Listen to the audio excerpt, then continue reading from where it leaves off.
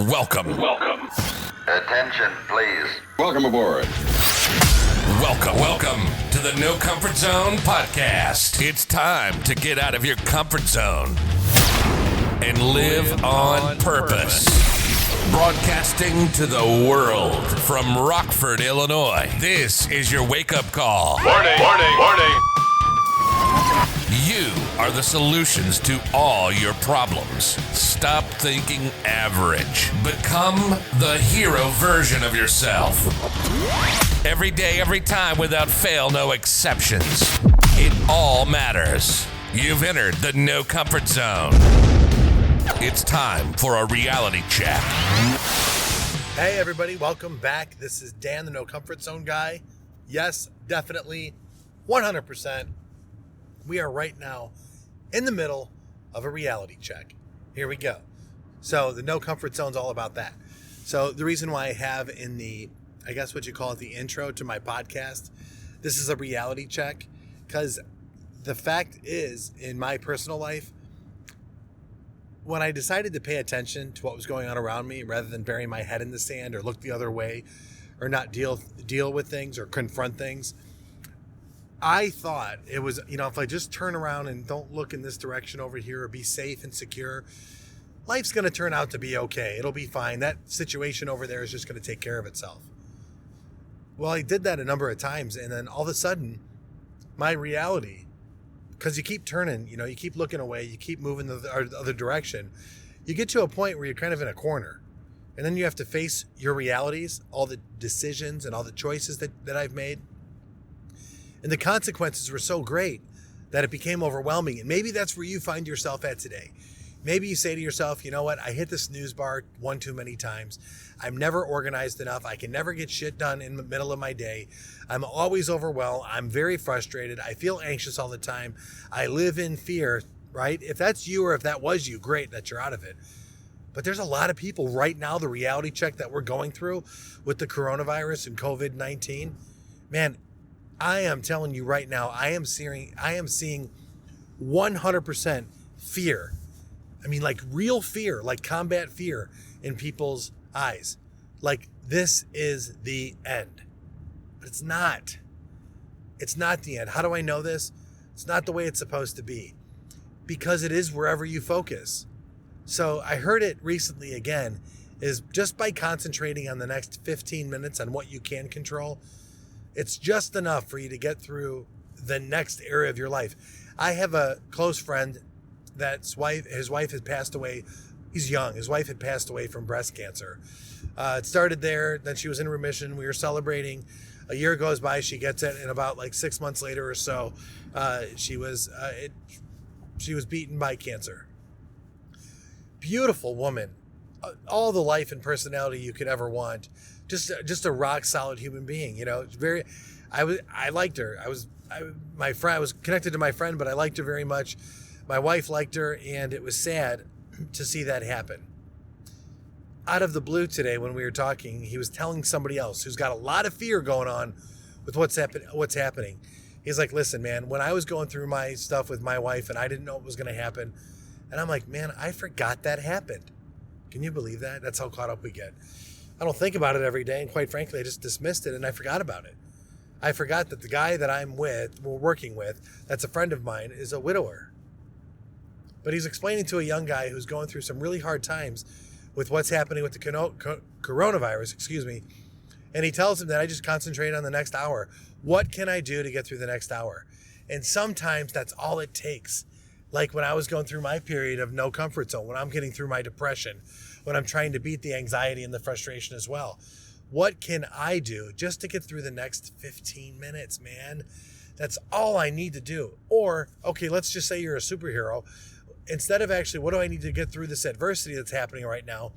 Financial ruin, health ruin, loneliness is happening. All this stuff is going on in your life. What do? You got 15 minutes, man. What can I do just to get through this 15 minutes? And if you don't have adversity in your life right now, God love you, man. If you don't have that going on, if you're oblivious to it, good for you. What are you doing for the next 15 minutes to push through, to get towards your objective and your goals? And that's what it is. And I want to take a step back. I was asked during that speaking conference that I was at, I did a kick-ass job, or so I thought, of conveying my message of the no comfort zone and leadership. Truth be told, there's always that speech you do, the one you should have done, and then the one you think you're going to do, right? It's one of those three. Well, of course, the speech I wanted to do was far better than the one I actually did, or the one I intended to do, but I have to believe in my heart that I did a really good job. It could have sucked for all I know, but I left motivated, and I guess that's all that matters. At the end of my presentation, because I'm pretty vulnerable and I put myself out there, I talk very little about me, but I talk enough to pose questions. And I always ask the same thing. I always ask at the end of it, the last slide is, ask me anything.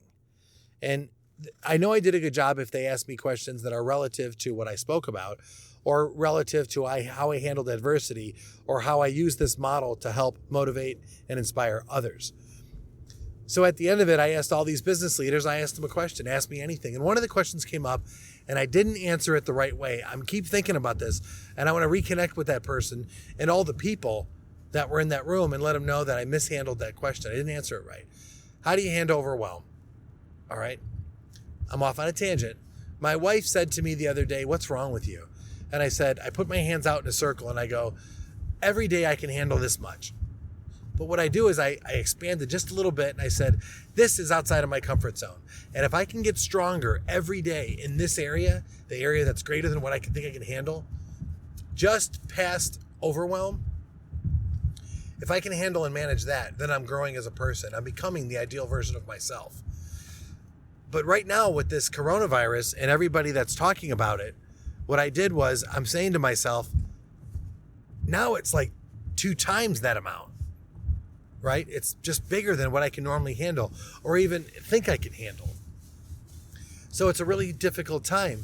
So when that young leader asked me the question, how do I handle overwhelm? I said, that's a tough one that I'm dealing right now.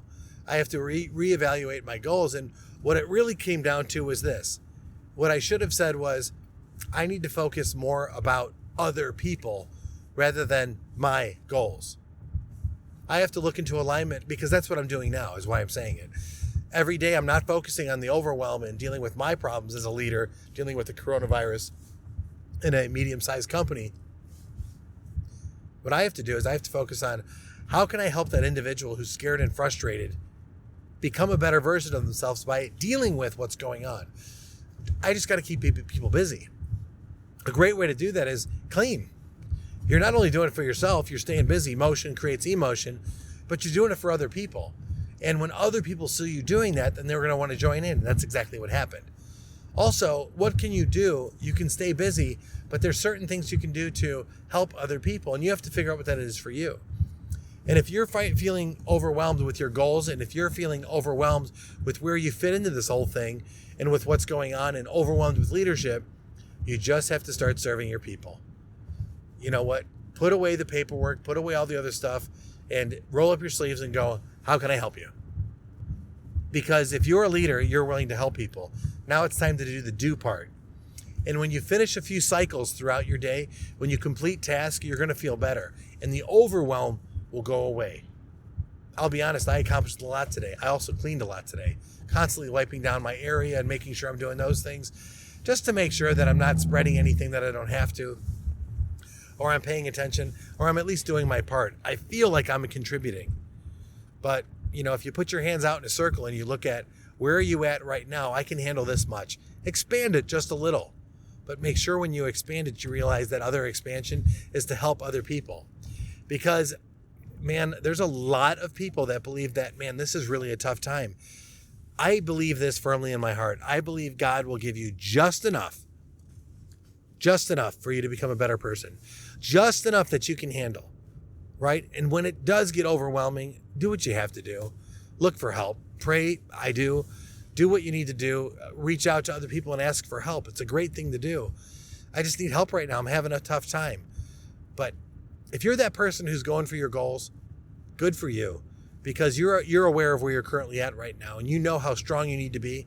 You've identified where you want to go in your life, and you've identified where you're at. You've made decisions on where you're going, and you've become aware on what actions you need to take. So follow the first step of the leadership blueprint, of the no comfort zone blueprint, AIDA. Become aware of where you're at. What's going on around you right now? Who needs your help? Identify what you can do to help those other people. Decide what you're willing to do and take action now to move forward in the right direction. Man, life doesn't begin until you get out of your comfort zone and live on purpose. Say goodbye. Want more of the No Comfort Zone? You can follow Dan on Instagram and Twitter at NoComfortZone1. Bye. Or on the web at thenocomfortzone.com. Bye-bye. Bye-bye. Thanks for listening to the No Comfort Zone podcast. Bye-bye. Bye-bye.